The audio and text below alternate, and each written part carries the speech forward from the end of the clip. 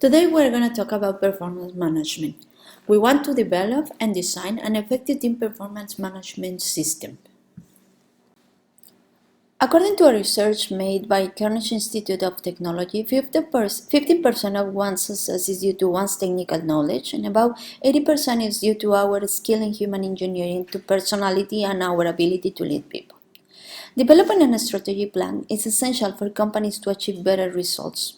Companies face incredible competitive environments, and they need to have a clear view of which are their competitive advantages and the areas of opportunity. And the only way to achieve such incredible results is by promoting an objective culture where employees can know and work on the areas that they need to develop and improve.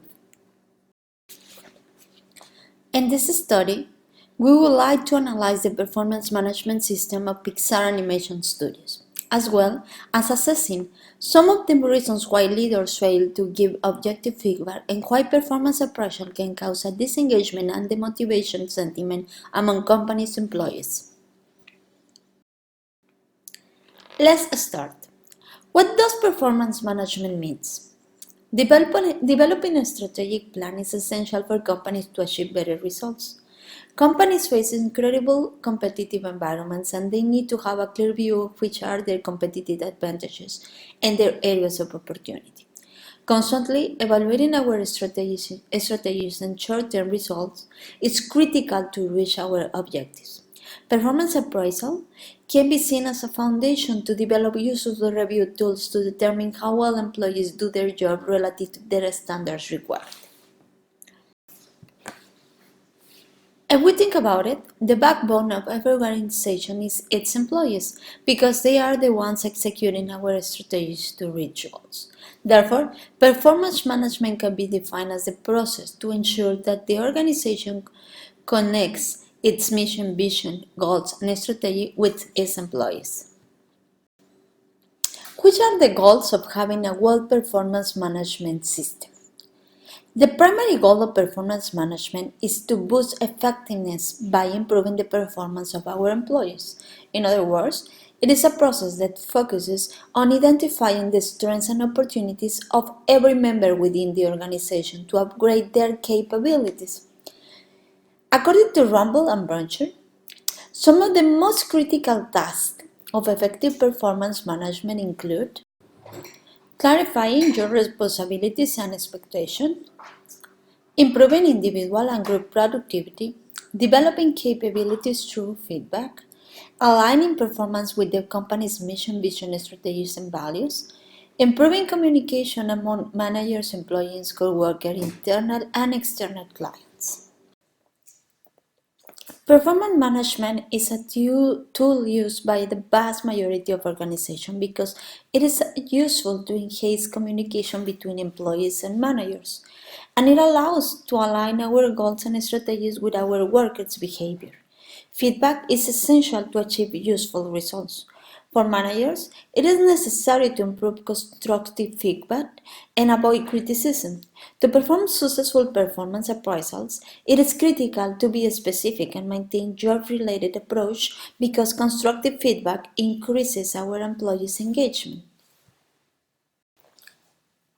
Evaluating our strategies and how well they are executed is essential to building successful plans and goals.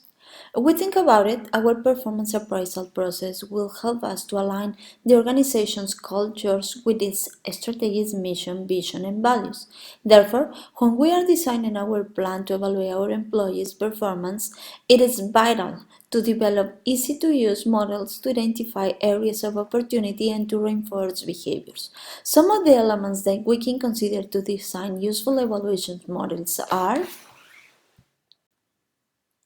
demographics, in other words, relevant information about the employee and assessment periods, rating methods, which means job behavior measured against scales. It has to be job related. In other words, the performance measurement tool should be connected to the employee's job description, mission, vision, and strategies. And self-evaluation, including our employees, self-evaluation gives them an active role to play and increases their engagement to improve and develop new capabilities. So when designing performance management systems, it is important to set SMART goals. Well-defined roles and goals aligned to the company's strategies increases our employees' performance and improves internal and external communication. Our goals should be specific, measurable, achievable, relevant, and time-based. Development, which means that a performance appraisal can be the primary source of information and feedback to identify strengths, weaknesses, potentials, and training needs that may be beneficial to outline future development plans. During the Industrial Revolution, companies created performance management models where the primary goal was to increase production rates.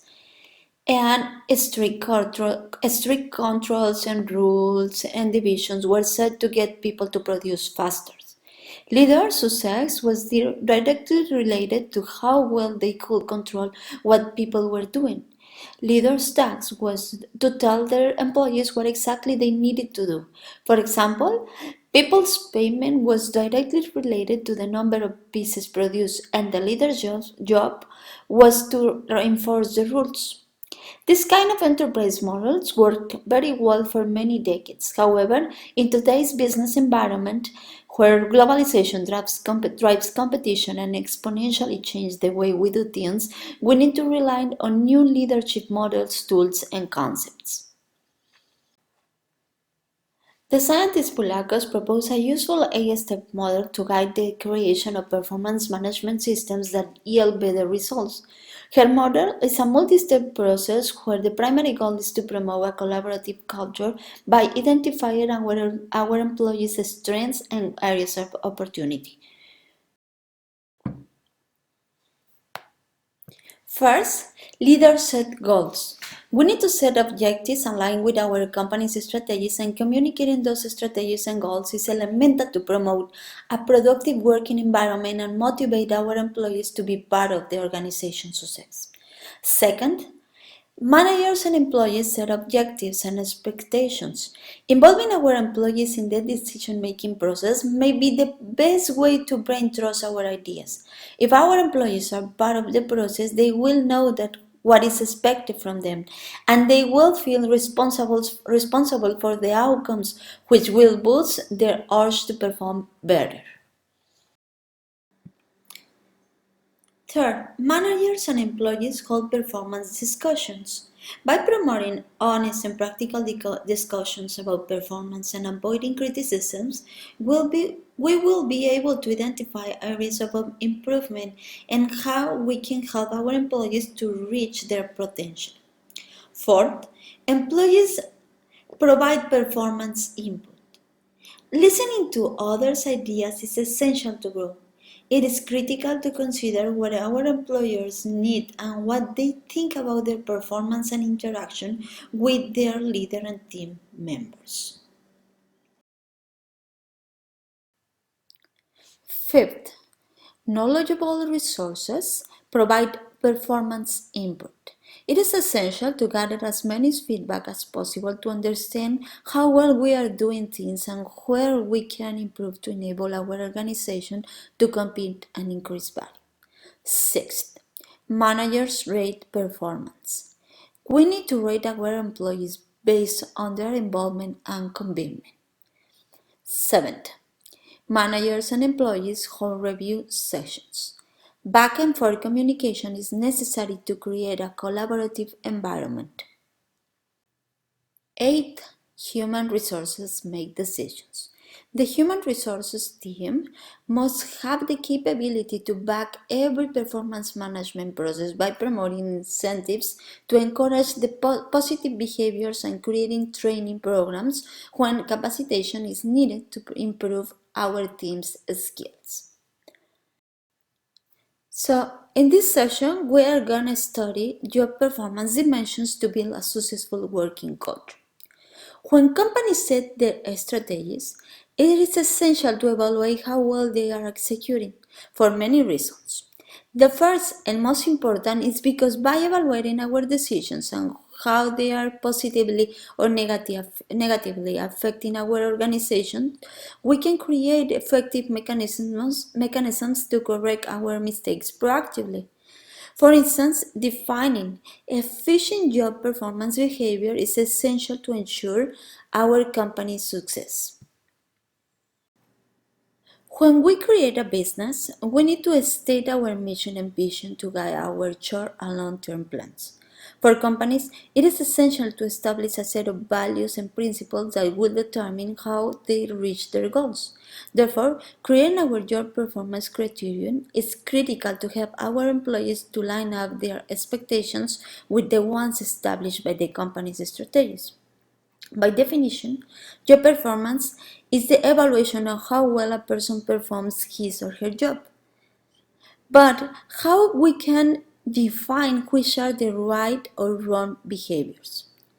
According to Murphy, Cleveland, and Hanscom, there are four dimensions that we need to explore when defining which are the set of behaviors in the job place that will help us to reach both the company and our team's goals.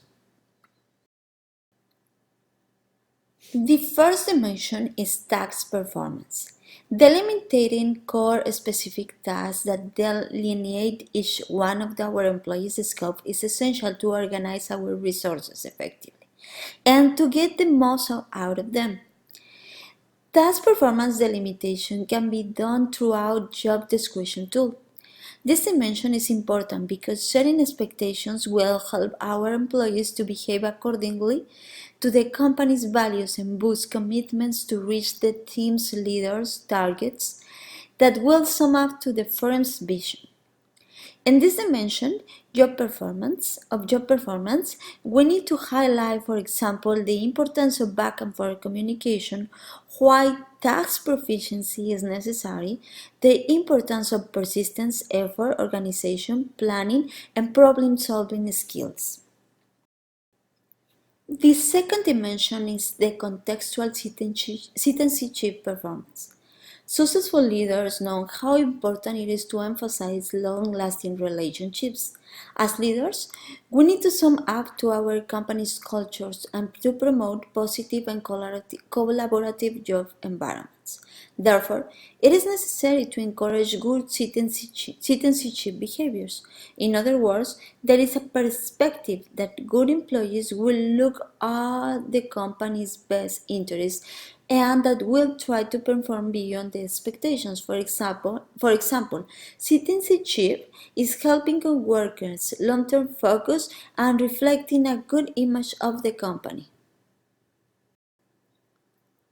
The third dimension that we have to study is the adaptive performance. Companies face extreme competition that forces them to promote fast-changing environments. Our employees must be agile to adapt their behaviors to new internal and external forces. Therefore, we need to develop performance mechanisms to help our employees to handle emergencies, crises, uncertainty, and adaptability.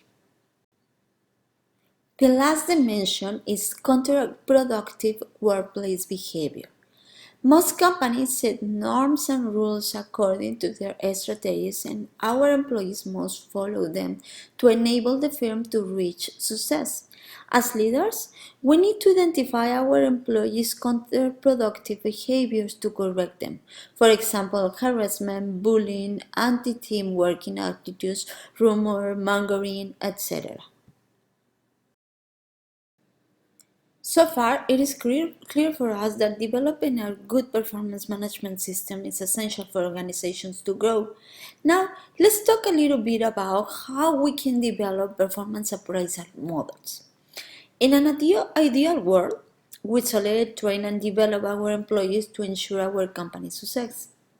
Somewhere in the middle between performance and success is performance appraisal. Ideally, the the primary goal of performance appraisal is to reinforce good behaviors and to spot areas of improvement. In other words, if performance appraisal is right, we want to reward our employees, and if it is wrong, we want to take corrective actions. However, most of the time the process fails to provide enough feedback to keep us on the track to start a continuous improvement process. So, what is the purpose of performance appraisals? When we think about it, performance appraisal is a powerful tool that can be used to fulfill many purposes, such as distinguishing between people. As we stated before, to be successful, companies need to develop their employees, and performance reviews are useful tool to identify elements that can be prepared to be future leaders and managers. Another important purpose is distinguishing individual strengths and weaknesses. Companies need to have a clear view of where they are to develop a strategic plan that allow them to grow and increase competitiveness. Candor and objective feedback will always be the best tool to improve. Another purpose of performance appraisal is supporting other organizational systems. The main idea of performance review is to identify successful actions and encourage them. We need to recognize exceptional and highly effective teams and leaders. Finally, documenting basis for essential actions is another purpose of performance appraisals.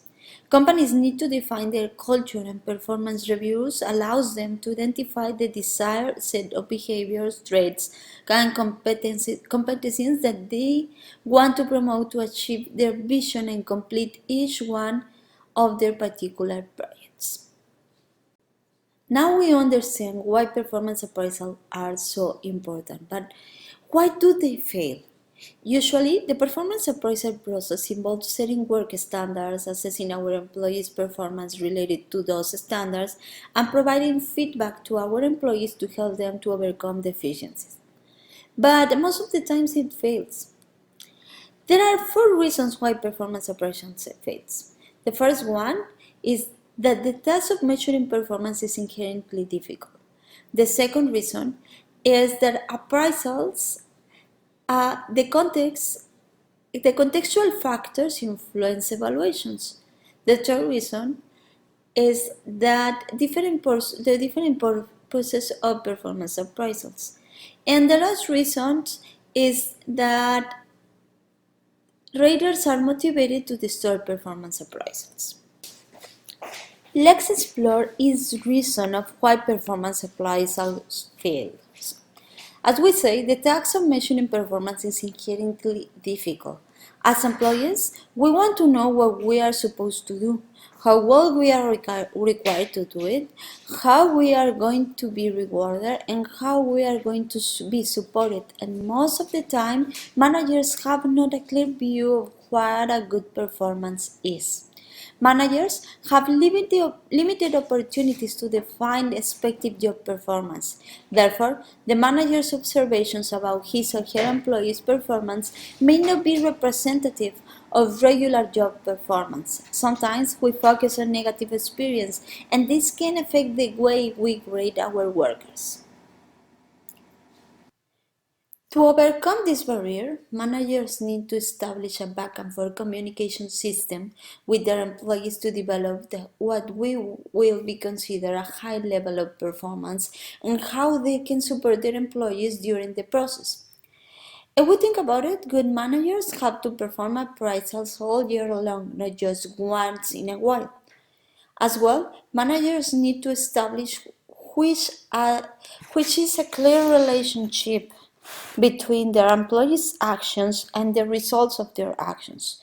Performance appraisal must be objective, and managers need to provide unbiased feedback to sum up to their employees' performance rather than demotivate them, which is also related to the second reason of why performance appraisal fails. The second reason of why performance appraisals fail is because contextual factors influence our evaluations. Contextual factors such as nationality, culture, political opinions, our economic systems may affect relationships between managers and employees and the way managers define performance standards. For example, The perception of them varies from culture to culture. Managers need to identify and communicate which are the dimensions included in their performance appraisal and which of them may be influenced by their perception of good performance. Another reason of why performance appraisals may fail is because it can be used for different purposes. If we think about it, an ideal world should be one in which employees and managers work together to enable the company to reach its goals. And managers should promote a collaborative environment when the members of the team support each other to overcome deficiencies as soon as they are identified. However, performance appraisal is done only once a year, and some of its purposes may be discouraging our employees. For example, performance appraisals are used to lay off low performance employees rather than to spot areas of opportunity to work on them. If performance appraisal's primary purpose is to help managers to give and take feedback, it is not efficient to practice it only once a year. Managers need to reinforce their relationship with their employees all the time and maintain a supportive culture where positive and objective feedback rules the team's environment. Managers must increase motivation by having good and positive relationships with their employees and avoid a perception of unfairness when they give feedback, which brings us to the last reason.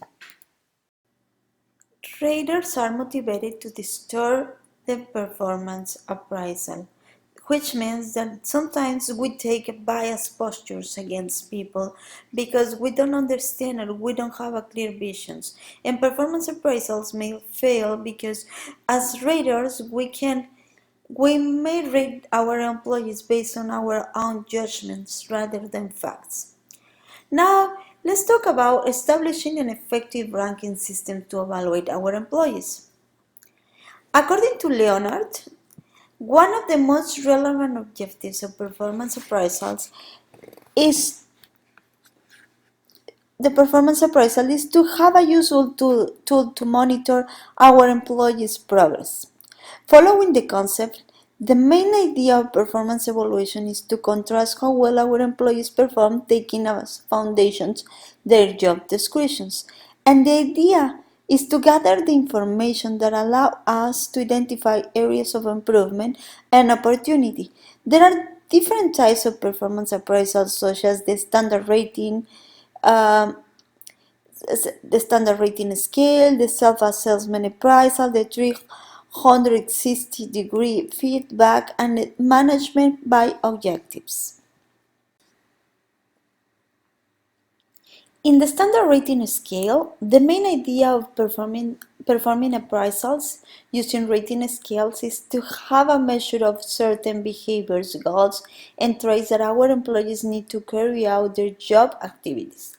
In this method of evaluation, each employee is rated by the same standards, which allow us to see which individuals stand out based on our rating metrics that can be numeric or words such as excellent, good, or acceptable. Another ranking system could be the self-assessment appraisals. For this type of evaluation to work, it is important to trust our employees because they know which are the areas that need improvement and which are the ones that need to be reinforced. This approach may help appraisers to see evaluations from another perspective and support employers who need to enhance specific skills. If we think about it, this type of performance review may be one of the most effective because when people set goals on their own and we allow them to be part of the decisions made, they feel responsible for the outcomes and they will be more motivated to deliver better results. Another ranking system that we can use to evaluate our employees is the 360-degree feedback. This type of evaluation requires input from every person who works with the employee. In other words, we need to collect reviews from managers, subordinates, and co-workers. This type of appraisal is useful to identify future leaders. And the last ranking system that we can use is management by objectives. The main idea is of this type of evaluation is to set specific and measurable goals such as sales numbers or certifications. So when we're designing our appraisal systems, it is also very important to take into account how distal and primal context variables can affect the design of our performance reviews. If we think about it, one of the most critical issues of performance review may be the evaluator's perception of reality. Our experiences influence our decisions and judgments. For instance, context variables can be defined as elements outside any relationship that may affect people's perceptions.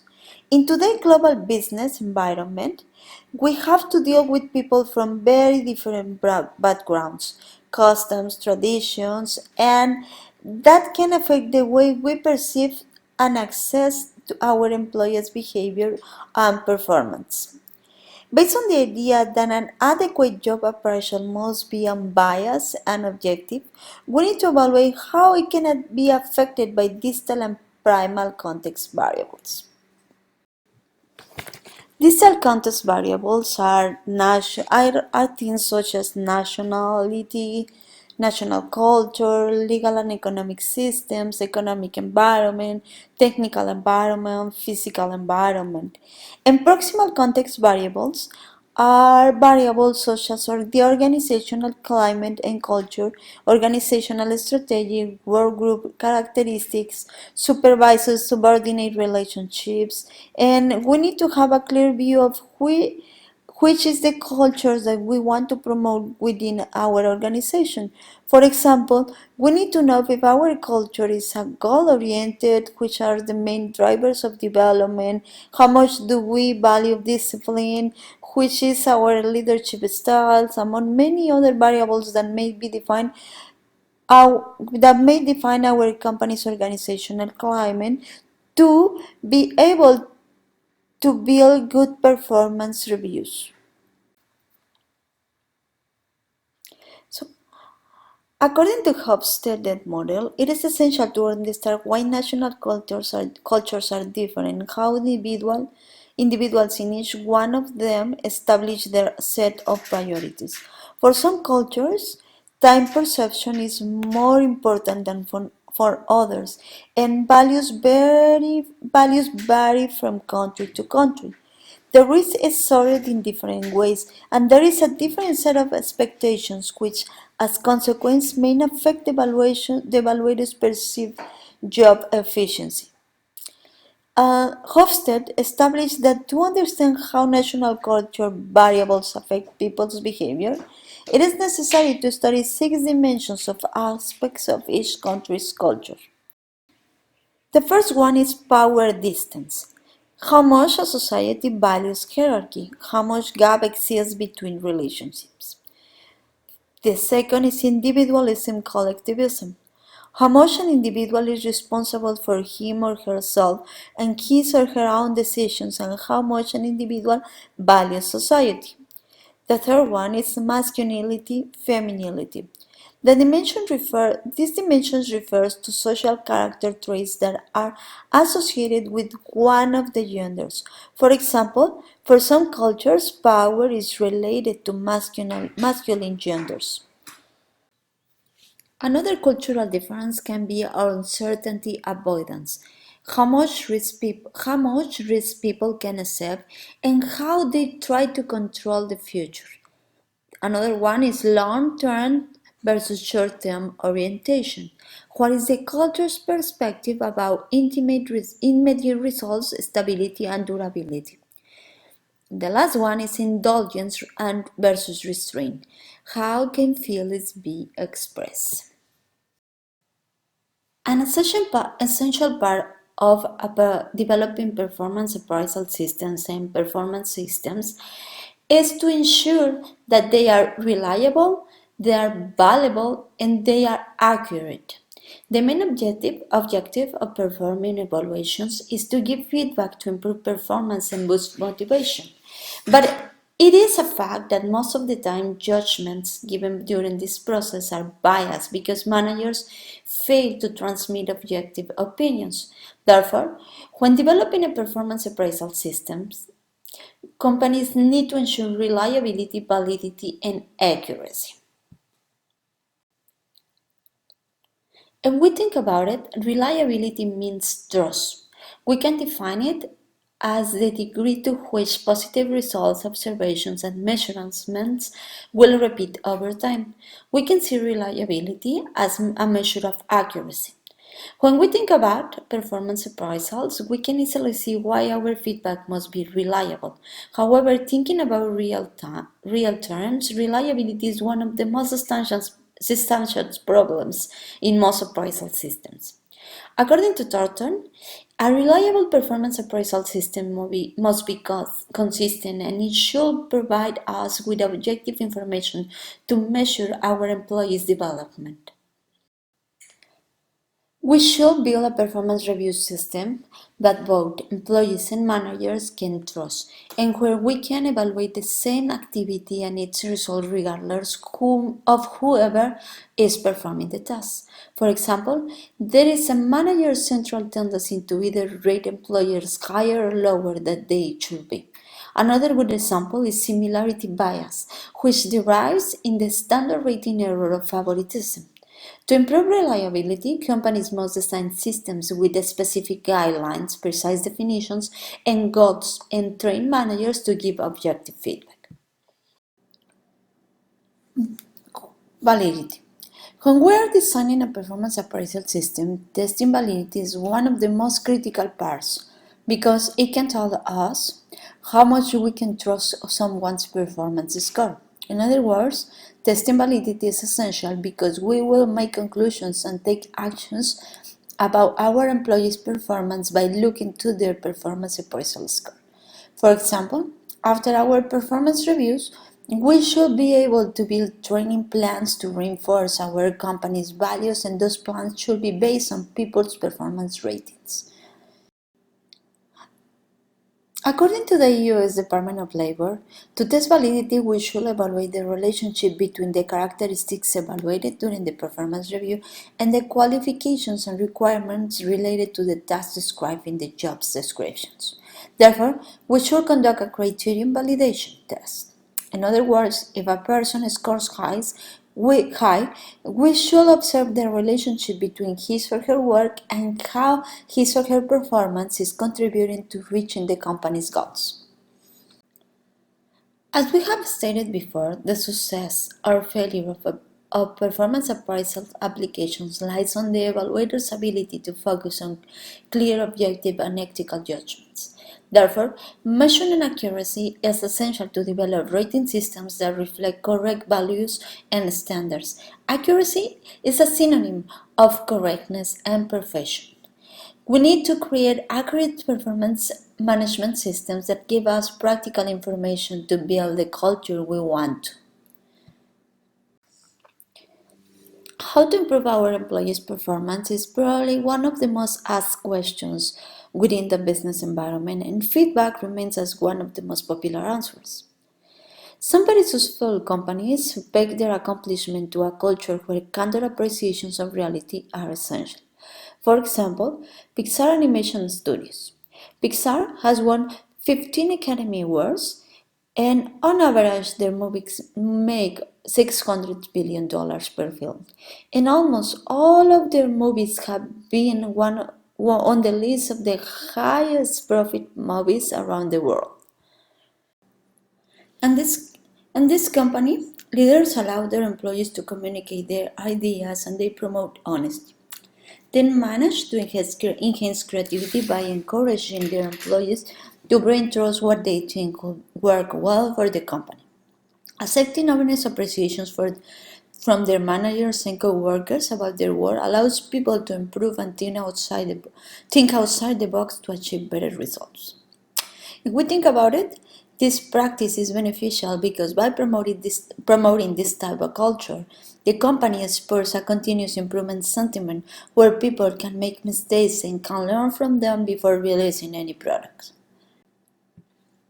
According to Pixar's founder, Ed Catmull, his company's success lies in its capability to give and receive honest feedback. Empowering their employees to learn and to explore different perspectives is the best way to achieve Pixar's goals. Candor, trust, and empathy are key elements to give useful feedback.